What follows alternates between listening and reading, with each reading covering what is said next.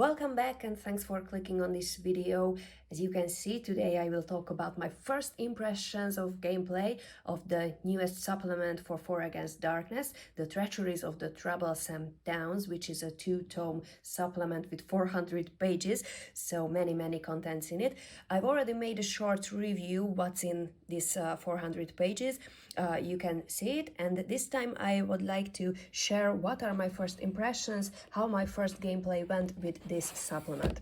So let's see first of all the characters. When I decided to play this supplement, I had two different ideas. One is that choosing some characters which are familiar in a city environment, for example a street mage, a harlequin, so these type of characters. But I felt that they are more experienced than me in a rural environment, so I wanted to add the naivety and the curiosity to my characters, what I already have. So I made some very simple characters using the core rules. So please meet George the Warrior. Of course, first level characters, they have just a very few equipments. I think mostly the starting equipments. Their gold is a bit more because the team successfully fulfilled the quest. So we have George the Warrior, we have Crystal the Cleric, we have Lulu the Rogue, and Pimpo the Halfling. So 4 totally base characters from the 4AD core book: a warrior, a cleric, a rogue, and a halfling. That's what I made up for my party, and I wanted to give them a little backstory. We are not in the town yet, so I wrote just one page about Greycoat. Greycoat was a small village, and this is totally about an environment where they grew up.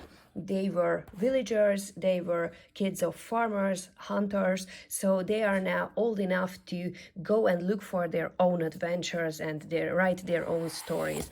So on the next page, they are already in Bamburgh, which is my first ever hamlet with the Treacheries of the Troublesome Towns. So first of all, I prepared a page for the map. You can see these small dots, which creates the tiles of a block. One page will be one block of the town, city, hamlet. We'll see how big is Bamburgh. And every tile is 5 times 7 squares, or as you can see, I use a dotted paper, but you can count 5 times 7. And we have 4 tiles in a row and 4 tiles in a column. So it's 4 times 4, but 5 times 7 tiles. So as you can see, we can have a very detailed map with many content.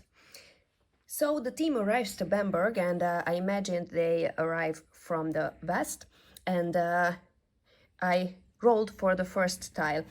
Here is the border of the first tile, so I had 1 tree and 3 buildings. As you can see, I didn't discover all the buildings yet. I've chosen to go in a different path, go south, and look for other buildings and other institutions there. So when they arrived, they could smell freshly baked bread, and the first building I rolled was a bread shop. Actually, it was at first roll a shop. At the second roll, it became a bread shop. So as you can see, we have many detailed tables. So you are not just rolling for a shop, but what kind of shop is this, what you can buy there. There are many different shops just in the shops category, and there are other categories like services for inns and taverns, and many more. So first they went to the bread shop, and they weren't hungry, but seeing the freshly baked products, they decided to try some donuts and pies. Of course, they have a halfling, so Pimpo was the one buying something, and Lulu was the other one, the young rogue lady. And when you are leaving a building, you have to roll on the shop twist table. If you roll 1, 2, or 3 on a d6. So, summary. We were leaving the bread shop. I rolled a d6. I rolled 1 or 2 or 3, so I had to roll on the shop twist table. This table is 3d6, so huge, and after each roll, you will get a lead to some other tables or some other happenings. For example, at first I rolled on the shop twist table the 10th result, which led me to the 3rd secret, where I could have a quest. A stealing quest, actually.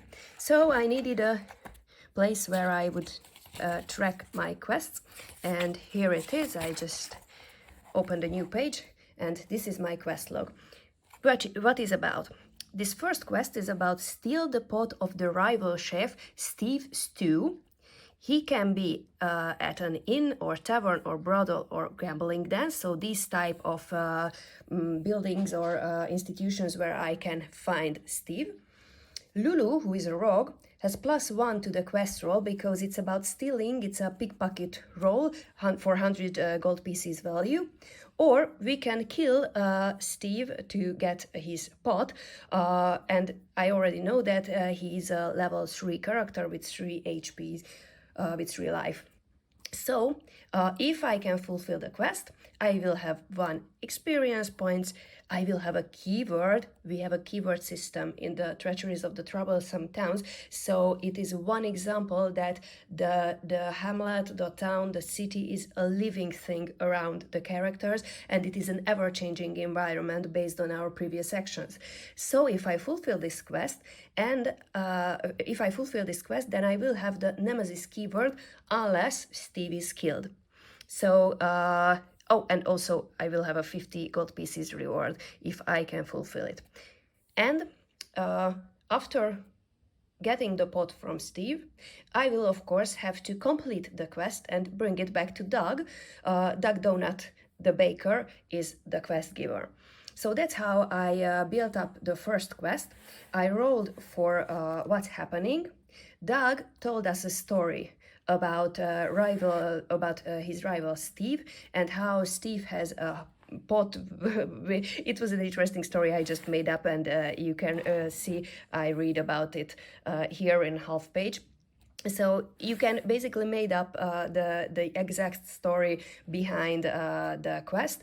And what is also an interesting thing, that you can make quests connecting. For example, later we have to visit this bakery again and met with Doug again, while we didn't do anything with this quest yet, because we had only 1 chance to find Steve in an inn and he wasn't there. So when I visited this bakery again, I rolled again for a shop twist, because I rolled 1, 2, or 3 on a d6 when leaving the shop. So I rolled for the shop twists again, and Doug also told us, kind of an extension of the previous story, that Steve is maybe a more successful chef because he has a magical scroll. So Doug is curious about this magical scroll, and he also gave us another quest to bring this magical scroll to him.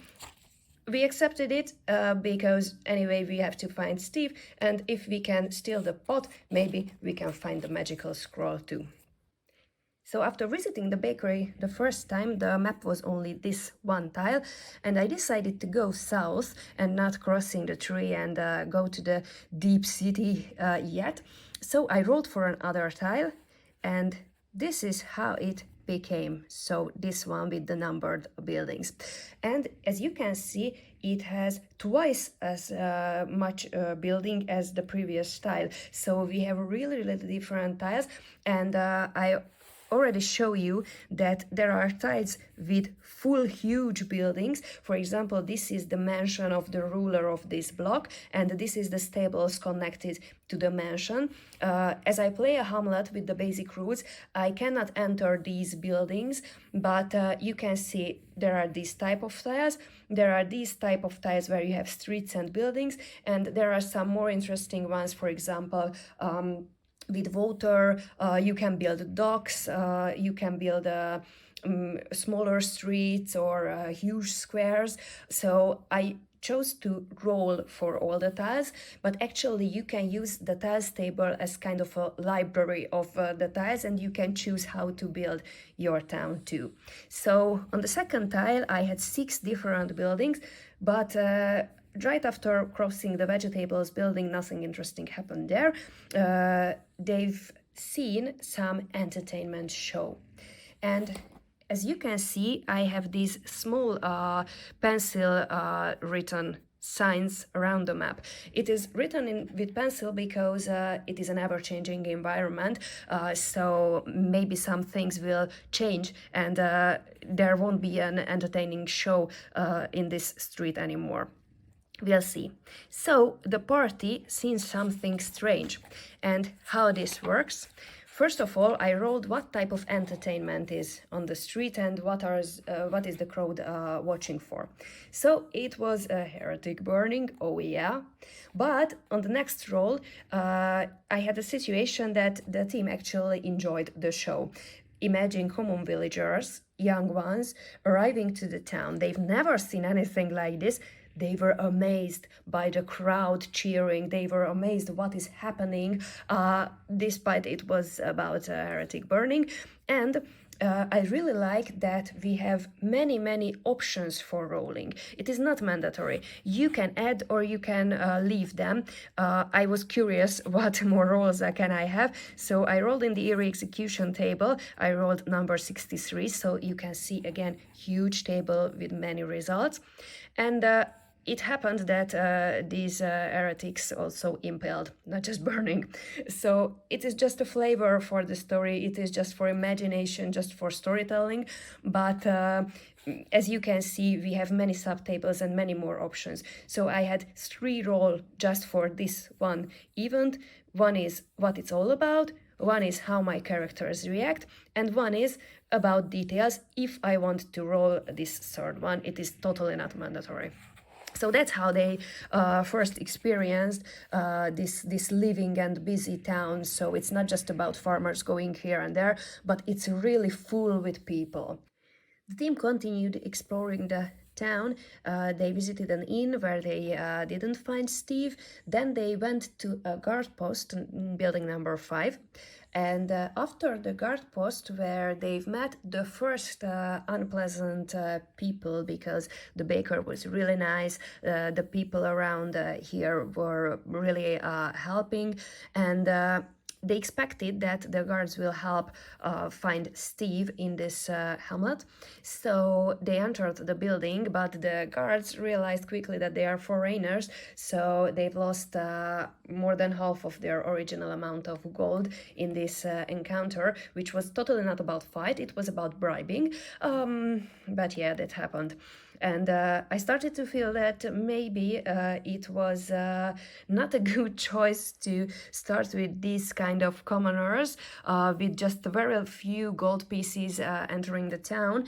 But I followed the story and I believe that I can make it. So after leaving the guards, they've met with a beggar in front of a sacred building, which is an urban altar for Zoyas, the god of lightning. No, the god of skies, sorry. So it was an urban altar and the beggar was sitting in front of the building. And again, optional roles. I have an encounter with a beggar. It can have different outcomes based on if I give them money or not. But there's an optional role for the beggar's background story. And I rolled for it. And it happened that the beggar became homeless because of the corrupted officials and the corrupted guards in the town. So it started forming that maybe the villagers and the common folk is really nice and friendly people, but there can be an evil ruler of this settlement, and maybe that's the reason why the guards and the officers are not so friendly as all the other people around. We'll see. But I really liked how these random roles started to shape a story, and maybe we'll see who is the ruler of Bamburgh, and later the party can meet with him or her. I have many questions in my head how to continue the story, but I trust in the roles. So you can build it by yourself. You can read the tables and choose the results to form a story. But I really like how the roles lead us as gamers, and we can connect the dots, like the connected quests, the connected stories of the guards and the beggar. So I really like how this started to form, and maybe we can enter these buildings, which is the home of the ruler. Continuing the story, the urban altar was visited by the team. Nothing special happened in there, but when I was leaving, I rolled for a shop twist, and it became a quest. I want victuals. Upon leaving, a young boy, an acolyte, stepped to the team and asked for food, and I wanted to give him a backstory why they need food, and I already had these guards here, who are mean or bully, I can say. So it happened that the guards stole all the food of the priests and acolytes, so everybody working in this urban altar. So again, the story I started to form could continue, and upon fulfilling the quest, when I accepted it, I already knew that they don't have enough gold pieces to buy the victuals the guy wanted from the shops nearby. So I knew I will have to use some other tools, and worst happening that I can bring less food than he wanted, but I hope that they will thankful anyway. So I rolled for this bigger building, and fortunately it became a food shop, actually a butcher. And what I did was I could buy some Catoblepas, yeah, here it is. A portion of spicy Catoblepas ribs. So really some interesting victuals, interesting food, not just bread or some sample meat, but something specialty. It had 3 gold pieces per portion price, which is the highest price available in this quest. So I knew that I cannot spend all my money to some ribs. I choose negotiating, but I didn't have anybody with negotiating skills. They are really just simple villagers. But George, the warrior, you remember the first character, saw that he is brave enough and he is strong enough. So I remember that in the test from the Adventurer's Guild supplement, there is the streetwise skill, and I saw that it can be useful here. So I bring it to the story, and I've read the rules for the streetwise rolls, and it was challenging. I had to roll a 6 on a d6 because it's a level 6 streetwise save for Luke Tough. And I imagine that George went to the, where it was, for ridiculously high price. Yes, it was the price of the ribs. So George stood in front of the butcher saying, "Hey you," while looking tough. The other's look was more much worrying, waiting for the outcome of this type of negotiation. But I rolled, and I rolled 6. But for Lulu's surprise, she started jiggling for the other's surprise. The butcher stepped back, looking at the sword hanging from George's hip, and asked, "Can I help you?" So actually, the first really challenging roll was a streetwise save, and I rolled 6. And it was an amazing feeling to continue the story with this. And the negotiation was about a discount, 2 for 1. So they get 2 servings of ribs for 3 gold. And after upon leaving, I rolled for a shop twist, and I met some tax collectors, but I didn't buy enough for reach the point where I should have paid tax. So we didn't have to pay anything. And that's how it went. I went back for the shops for the different victuals, the vegetable shop and the bakery too, and returned to the urban altar. And there was an interesting twist, because I realized that in the meantime, while buying in the shops, that why should I buy victuals?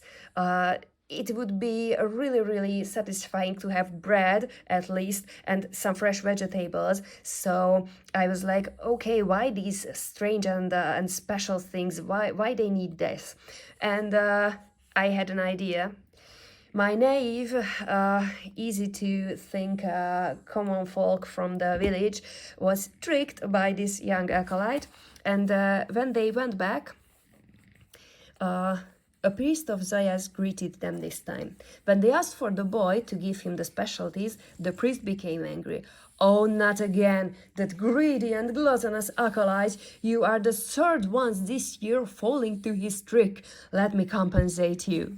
So actually it happened that the boy tricked these guys, and there wasn't anything missing from their temple, from this urban altar, as the priest told them, but at least the priest has some compensation, so they got 30 gold pieces for the victuals and for their time and energy.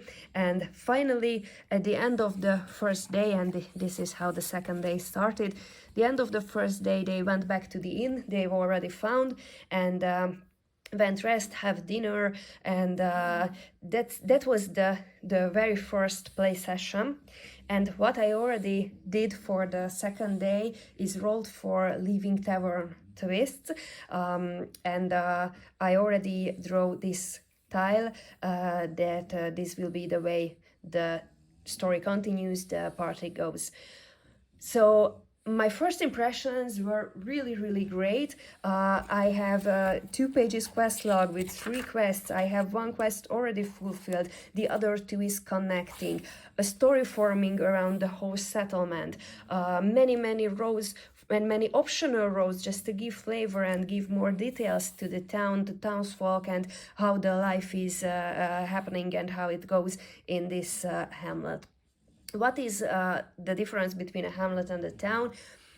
Here are some points where I can move to the Undercity if I play the town version, but I totally agree with the suggestion of Eric, who is the writer of this supplement, the main writer, that at first just play a hamlet, just play an Overcity adventure, and later maybe Bamburgh will be the town, will be the hamlet. I will expand to a town, moving to the Undercity. Another difference is that in the advanced rules we have factions. So for example, I will have more blocks, more pages with the same number of tiles, with different rulers for the different blocks, and maybe there will be a conflict against each other, forming the behavior of the guards and the authorities. So if I can enter these buildings with the advanced rules, it also gives me some more.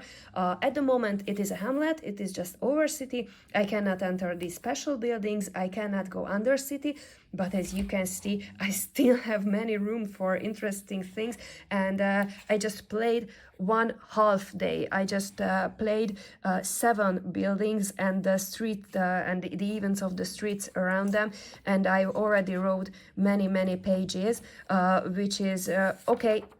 Journaling is my style, but as you can see, here are just short paragraphs, just a few sentences, so it's really eventful.